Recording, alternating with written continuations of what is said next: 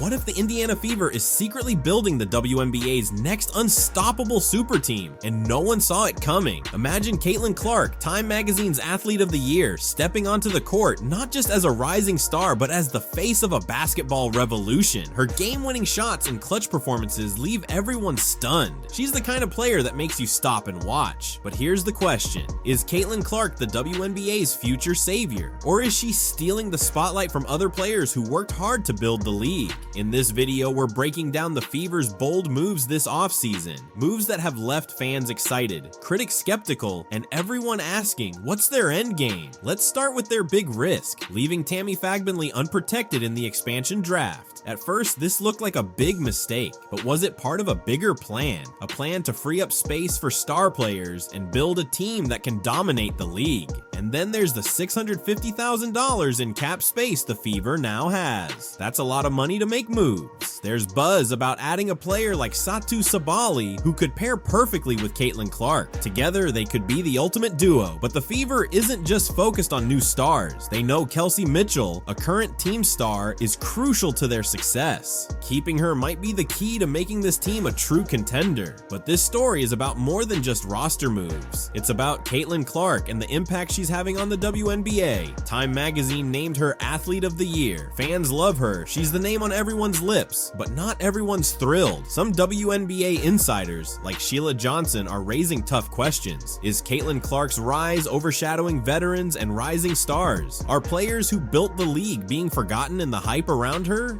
This debate is causing a stir in the league. Some see Caitlin as the WNBA's savior, bringing in new fans and attention. Others believe the spotlight should be shared with those who paved the way.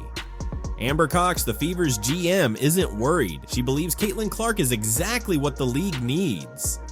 Cox's plan for the Fever is simple: build a tough defensive team with a clear identity, and she thinks Caitlin is the perfect leader for this vision. But relying too much on one player can be risky. What if the pressure is too much? Can Caitlin Clark handle the weight of an entire team or even the league on her shoulders? Here's where it gets even more interesting. Caitlin Clark isn't just a basketball star, she's a phenomenon. People come to games just to watch her. Fans who didn't care about the WNBA before are now obsessed. She's bringing attention to the league like never before. But this raises another question. Is her fame good for the league, or is it creating more controversy? While she's attracting new fans, some argue that veterans and other stars are being overlooked. This story is about more than basketball. It's about identity, history, and the future of the WNBA. Are the Fever building a dynasty, or are they taking risks that could backfire? And what about Caitlin Clark? Can she truly lead a team to greatness, or is the hype too much to live up to? Stick around, because we're diving into the Fever's master plan, Caitlin Clark's rise, and the drama that's shaking up the WNBA.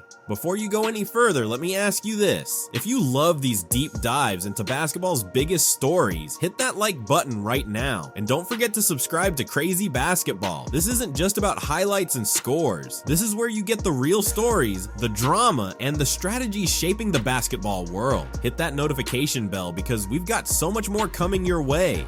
Caitlin Clark, the Fever's bold strategy, and all the twists and turns in between, you'll hear it here first.